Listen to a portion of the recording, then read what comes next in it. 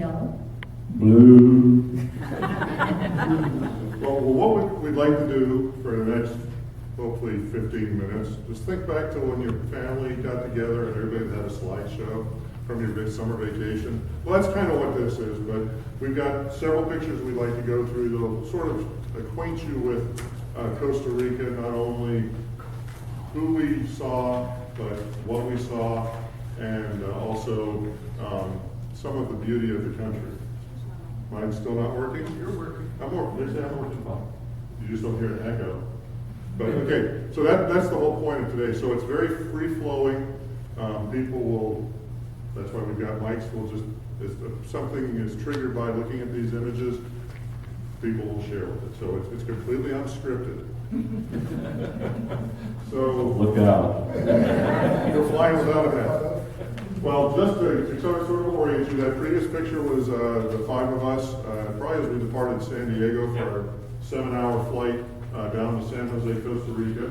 And then this picture here is, we're in San Jose. It's about 8 o'clock in the evening from at the end of the day, and we're about to board our bus for our 25-mile, 1-hour commute from San Jose up to where we were. So this is not only Ramona United Methodist, but everybody that came also from San Diego United Methodist. I don't know if you caught that. He said 25-mile, 1-hour commute. You don't go very fast down there. It's all one lane. It's windy and one lane, and there's cars coming both ways. You just kind of duck each other. And this is the ladies' room, so I'm gonna let them talk about it. Yeah, this is the dormitory we shared with all the other ladies.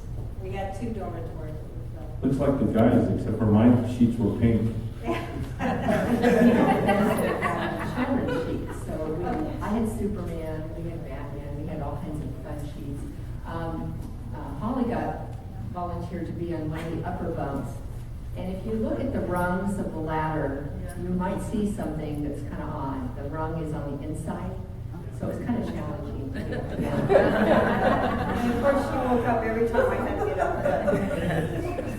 There was only one person that fell out of the upper bunk, and that was Gracie's cousin. What was her name? Tegan. Tegan. She had a few scrapes, but. And so this was a camp in the town outside of Grisha where we were. Its address was 200 meters from the bar. But this was a camp that Strong Missions rented this year to host mission teams. And very nice. Very nice setup. If you haven't traveled to south of the border, the facilities were a little bit different. We had to adjust to how we used the restroom and that sort of thing. And we also, there was no hot water heater here. It was one of those on-demand showers. So, but these were our accommodations. They were wonderful for a week because they kept the rain off of us. They had a swimming pool there too, and the pool was only filled when the stream flowed. But right now they're in drought season, so there's no swimming. They only had 18 feet of rain this year. Their normal is 25.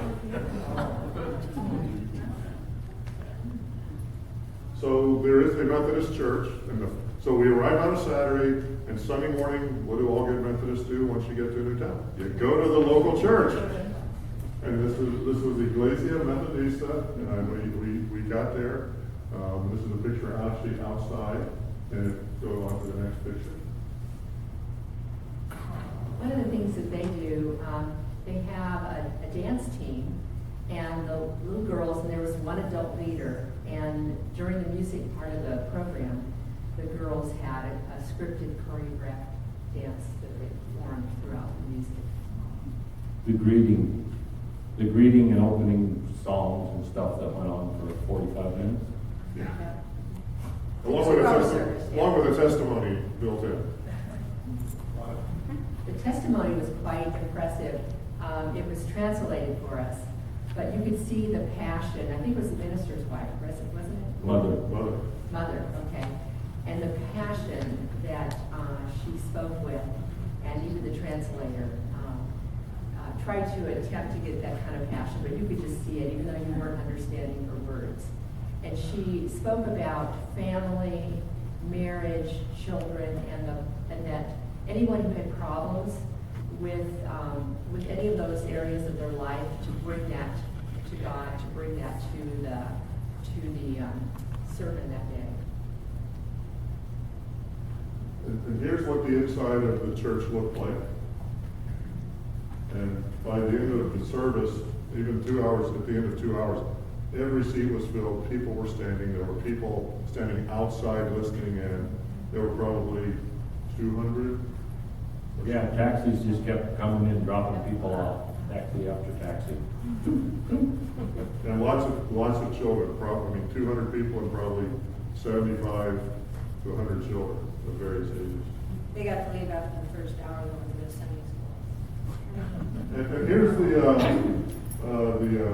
motto of the church. Now, who here can translate that?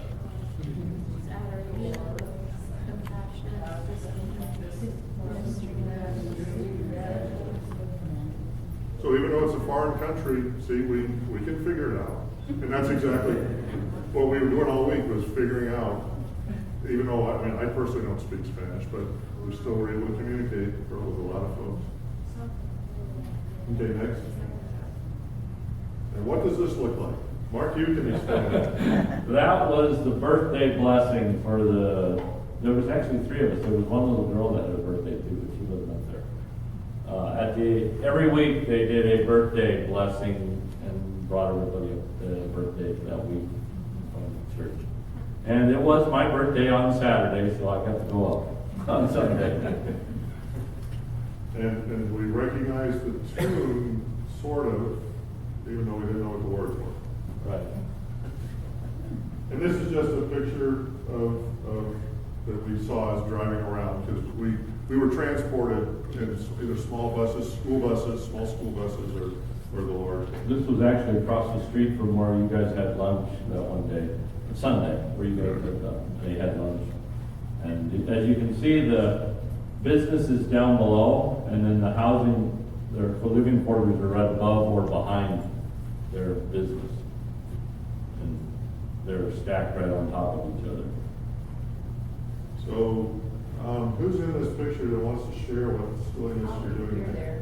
there. Well, basically, there's a pretty good sized stream you have to hike through to get to this waterfall, but fortunately had a cable that leads out there. So of course you have to walk across the rocks and eventually get out to the waterfall. What was really impressive would be, just need to be standing underneath the waterfall like that, and then you can get behind it and look out. So it's just something I've never done. It's really fun. This was an area close by where the church was, and this is how we spent our Sunday afternoon, was walking through a cow pasture down a trail Yeah. In the rain. in the rain. Yeah, gentlemen there at the beginning to collect the money for Yeah. everyone. Just some of the a local tourist spot. And their cattle, they have mostly Brahma cattle, right? Yeah, Brahma. their beef was all coming from. Yeah. And just, this is That was our camp, looking down toward the recreational hall at the bottom of the hill. The dorms are at the top, and the recreational hall where we ate at was at the top. so if you wanted to eat, you had to walk downhill and then walk back up. Get your You got your- off coming up, 'cause it was a steep hill. And we were about the elevation of, well, actually, we were higher than Julia. I mean, we were about 4,000 feet of elevation where we were. Just about everywhere you go there is up or down a hill. That was our dorm, early morning, looks like David's meditating there, I think. And our clothes is hanging out there drying. For days, it has to sit out there and dry. So we had nine volunteers. Nifty 9. Yes, who went and did a project at the school. And this is us gathering to get our instructions as to what we were going to be doing. Okay, so what we did is this elementary school, we were going to replace the driveway. And the driveway is a combination of asphalt, concrete, dirt, plants. As you can see. And so the first day was demolition day. And it was real interesting because everybody kind of knew what their talents were and what their strengths were, and then we just meshed as a team and took on our different jobs. The importance of the driveway is that they have to deliver food every day to the children for their lunchtime meal. Well, there's a one-lane road outside the school, and when the van comes to deliver the food, he parks in that one-lane road, and so people can't get by. So in a way, this project helped the whole community. Once the driveway is done, the van can actually pull inside the school, shut the gate, doesn't block traffic, and everything's back to normal.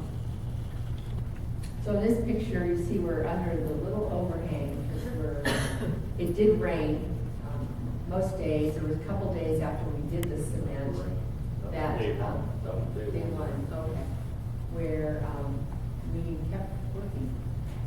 When we arrived there, they made 3 groups. One group did concrete, one group did painting, and one group taught Vacation Bible School. This is the concrete group. Those are our hard-working trucking ladies, we call them. So they had to push the wheelbarrows down the street and then up a hill to dump them. And it took 3 of them to get the load up the hill. Holly was one of them. It was a heavy load, yes, yes. Because it wasn't just dirt, it was dirt, it was asphalt, it was concrete, and oftentimes it was wet dirt. And it felt sort of odd at first when we said, okay, where do we dump this? They said, well, just go across the street, dump it over there down the hill. And we're going, okay. It was actually on the coffee farm, I think, wasn't it? Yeah. And Mark, do you want to explain what this is? This is what we call building a volcano in the rain.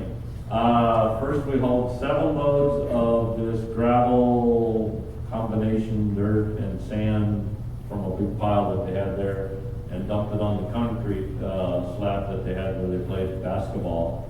And then we mixed in 1.5 bags of cement powder, and then you had to stir it up so it all got mixed together. Then you added water and stirred it some more, and then you loaded it back in the wheelbarrows and hauled it over where you were dumping it. The It cement, was the hand cement, mixing the hard way. the cement bags he's talking about weighed 100 pounds each. And so in addition to, like Georgina was saying, in addition to the driveway project, we also had a painting project, and that's, I think, what is here, Georgina. Yeah, they're painting. Do you want to explain? You were on that group. Well, we went into an elementary school and we painted the bathrooms on the inside. And then we went outside and painted the walls, and then the rain came and we couldn't paint anymore. Doesn't do good in the rain. And then the next day we did a soccer field. We did the benches and the trash cans and the trees. They were marked up to a certain point. And what a difference when we left there. It made a huge difference. The park looked wonderful. It did. That it was being used. Yeah. Every time we would drive by the park, most of the time we got home, it was evening, but several times we drove by the park when the light was still out. And the whole bus load, we just all applauded. So even though we didn't get to do that paint project, we just recognized, it was a community park, it was just beautiful. Because, remember, we were about 8 degrees north of the equator, so the sun came up at 5:30, the sun went down at 5:30. The sun came up at 5:30 the next day, the sun went down at 5:30. And there was no, further north we get the longer evenings, and no, it was dark by, 6 o'clock, it was dark. yeah. And So, everything in Costa Rica is extremely lush because of all the rain. you mentioned, we did a vacation Bible school, and these are some of the kids. Is this the big school? This was the English-speaking school where they went and worked with them, and the one that went there spoke English so they could get more experience speaking English the way we speak it. Conversational. Conversational, yeah. That's Vacation Bible School there at the, that was at our multipurpose room. just like a typical vacation Bible school you would see here in the United States. This was at the feeding program that we went to in the afternoon in San Jose in the main city, and they love to jump rope. And that's Dave, what, no, Rick, jumping rope. He was a pretty good rope jumper with them. The neat thing was, remember we went to church on Sunday, and then we went back into the community to do the feeding there as well. And so some of the families that we saw in church on Sunday came by for the feeding and the vacation Bible school. Yeah, the feeding was basically like an after-school program. Kids would come and hang out for a couple hours and get a little little mission lesson, and then at the end they would have them feed them and do it that way. And so they just kept coming off a bus or walking. And when we first got there was like 10 or 15 kids. I think by the time we got the feeding, there was probably, what, 50 or 60 Yeah, kids they had there? to feed them in two different groups, yeah. Yeah. And the playground was probably the size of this stage right here. That's the jumping rope. And they had 2 or 3 rope jumpers going there with 40 kids on it. Now, you remember when Brooke Collins, who's with Strong Missions, came and talked to us seemed like it's hard to believe it was only last January or thereabouts. She was talking about the slums, or what they call the precaria around. Precarious area to live. It's a precarious area to live. And what it boils down to, it's an area outside of the city, and people basically are homesteaded, and it's completely legal. And if you homestead on a piece of property for 20 years, and the owner of that land has not shown up or done anything, there are legal procedures in place where you can then acquire title, essentially, to that land. And these 2 gentlemen here, one's a community leader, one's a cultural anthropologist, they're working in the precario with these people to help them, because it's people that are, like I said, they're homesteaders. And so, and then Brooke is on the far right or far left there. Yeah, with Strong Missions. The gentleman in the middle was the community leader. He said he moved there with his mother for their health back in 1980, and he's been there since 1980 and has tried to help the community and grow and get. He was instrumental in getting the concrete streets in. Before that was just dirt, and also getting the sewers installed, which you'll see probably in this next photo with the open sewers right alongside the street, but it was better than what they had before. One of the things that impressed me when we were in Vicario is that these 2 gentlemen are making such a difference. There's a lot of illegal immigration, undocumented workers in that area, and they're reaching out to mostly the parents and the children to have them look at, there's more than just the poverty that they have. And so the one gentleman leads a karate class where a lot of the kids come and they learn discipline, they learn some skills. And I think that what just really impressed me is that one person can really make a difference in a neighborhood like that.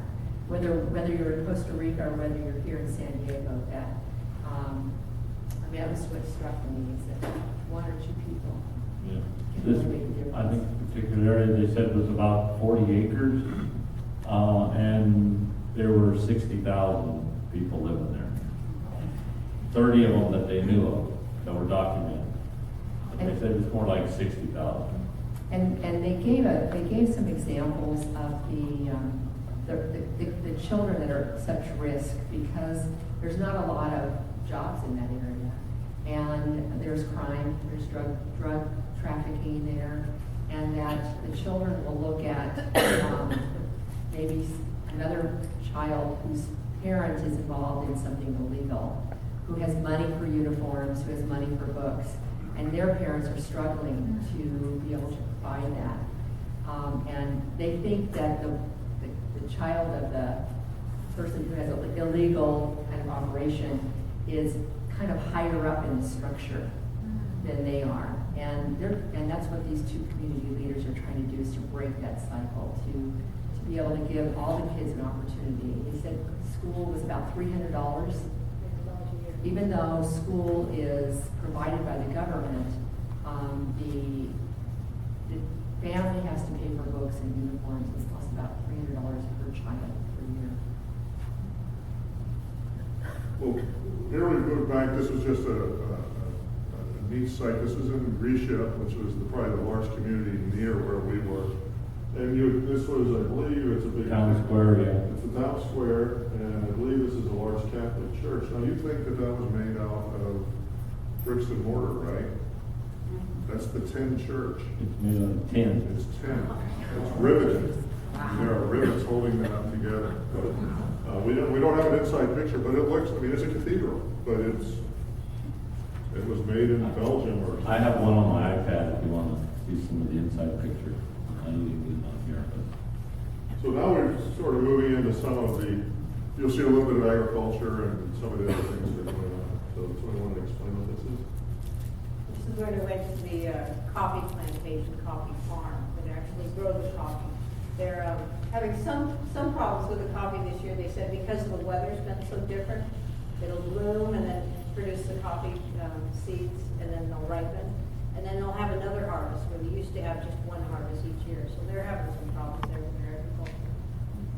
But the whole area of surrounding, I mean, we were basically in a bowl of volcanoes, and volcanic soil is very rich. And so coffee and then sugar cane was the other big crop.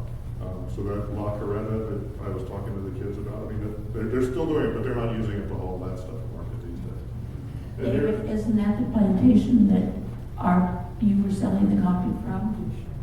yes, well, we weren't, yes, Strong Missions has a relationship with this particular grower. They buy a pound of coffee, or it's a half. Yes, it's a little more than a pound. For $6, sell it for $9, and then $3 goes to support the feeding program. They looked at importing it into this country, and with all the extra costs, right now it looks like it's $23 a pound, but they're going to try to get the price down. But this is something they're trying, so that not only will that farmer have a steady income, or that grower, but also the feeding program that Strong Missions does. They support it. The containers on the table are basically a progress of the coffee beans, the freshly picked ones, and then the dried ones, and then once they're roasted. And we might hold on to the coffee for 5 or 6 years, I thought. I mean, they'll store that long, even though it's a humid. And this is sugar cane, and if you haven't seen sugar cane before, in the bottom part of the picture, that's just a vista out somewhere on the road. One of them windy roads, yeah, looking out into the valley.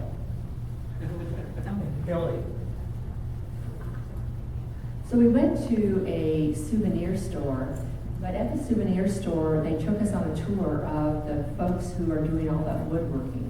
And so the board that Georgina is holding shows the different kinds, I think there's like 9 or 10 different kinds of wood. And we got to see from this time that they did laser cut of the wood to make maybe beads or different, like in this frame here, all the different shapes, to the artisans actually putting together bracelets and picture frames and all kinds of different art crafts. And then we got to see them polishing the pieces of wood, polishing machines. And then we got to go to the store. Yeah, and they dried the wood naturally there. I think he said it took, what, 2 years to dry it? And, but they would stack it in these buildings, and so the air could get to it, and then it stacks in there for a couple of years and dries and hardens naturally. And then, and it's also, they would, if they harvested a tree, they had to plant a tree to replace it, or 3 trees. Yeah. So that if that's the way they keep the wood going and everything. So So if you're a woodworker, things like Purple Heart and Rosewood, are at least two of the woods that are on that plaque that Georgine is. Mahogany, cocobolo, Yeah, probably. there was, like a mulberry, but they called it blackberry, but I think it was from mulberry tree. Yeah, I was wrong with it, but there was a variety of beautiful woods. The point was that these are sustainable, and this is an industry that's down there that the people are working in. And here's a large scale cart, but now, actually, if you were to type in La Carreta on the internet, one of the first websites will be UNESCO. And this really is a cultural characteristic of Costa Rica, and the decorations and the painting has gotten quite elaborate on these. And it actually is tied to the various regions of the country, different carvings and what have you. We'll just try to go through them quickly. Molly, you want to explain yourself? They basically had a large bird aviary in one of the waterfall areas we went to, and you were able to have the wild chickens just come and sit on your arm. It was pretty cool. These hummingbirds are amazing. This is sort of deceptive size-wise. They're the biggest hummingbirds I've ever Hummingbirds seen. are about this And size. the bills were huge. I've never seen, yeah. They're like 3 times bigger than normal hummingbirds. That's was it the pond waterfall area you're in? Yes. Yes. There were 5 waterfalls, and of course Holly hiked all of them, I think twice. I don't know if any of the rest of us did that. But, No, I didn't like them at all. Georgine, standing in front of waterfall number 1. Water's high land. Yeah, this tells you how the height of each waterfall. Okay, so that pretty much concludes the slides. Does anybody have any thoughts on mission that you want to share? Now's an opportunity just for unscripted. Well, for me, it was just a wonderful trip. I mean, from the very beginning when David brought up the idea of us going on this mission project, to my husband accepting the idea of me going without him, and all the hard work that we did there, and then all the love we got from this church. I mean, from the lotion that Mary gave me that was a sunblock and a bug spray all in one, to the donations we got to enable us to go on this, and everyone buying the coffee was just a wonderful experience. I just wanted to thank my adopted church. Yeah, thank you. I do come at Mother's Day luncheon. Holly always invites me. I think I got the sense of, from both churches coming together, and even though Ramona was kind of a small contingency, I just felt the love and prayers from all of you. And I just think that it was just an amazing experience to see the team reaching out and the smiles on the children's faces. At the feeding program, the parents who came and thanked us, because that may have been the only meal that those children had that day. And that was just real touching to me. And when we talked about the homeless, that was really touching. So thank you for your support. It was a very enjoyable trip. Costa Rica is a beautiful country, and it was just very nice to meet the whole mission team and all of the people that we worked with. It was a very good experience. Yeah, there was a lot of hard work, but there was a lot of good feelings in your heart when you helped out the people. And it was just a great pleasure to be there and do what we do.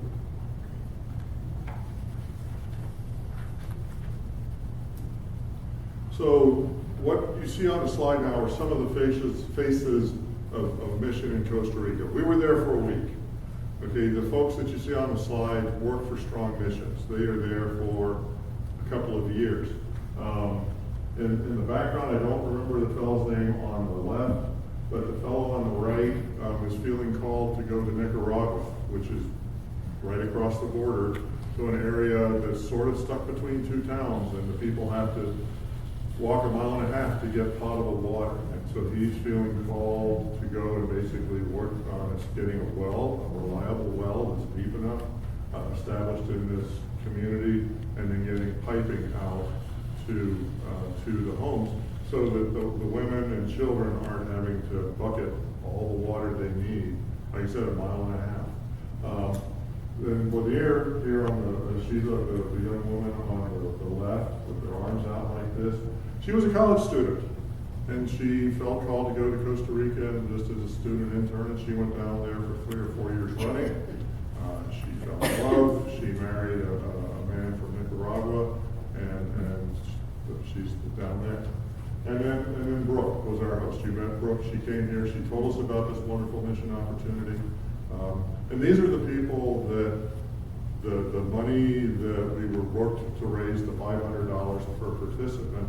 This is the money. That money is supporting them so that they can stay down there. It's giving them basic health insurance, and it's also supporting the workers that were there, because not only did we had cooks that prepared our meals, and oftentimes their husbands. Their husband was actually our Wilbur was our foreman. He was our foreman. He told us what to do. So the mission is helping families, and the money that was raised, like I said, the $500 that went to Strong Missions that you folks raised and provided, is supporting that kind of activity. So now what I'd like you to do is take a second and look at your neighbor. Okay, now look across, look at someone on the other side of the aisle. Okay, those are the faces in Costa Rica. These are the faces of mission in downtown Ramona, in the Estates, in the North County, in downtown San Diego, across the border, in California, in the United States, and in the world. We're all called to mission of some sort. What's your mission? How will you respond? Thank you for the wonderful opportunity you provided for the 5 of us, and we were truly blessed by the love of this church, and thank you. I can't say thank you enough.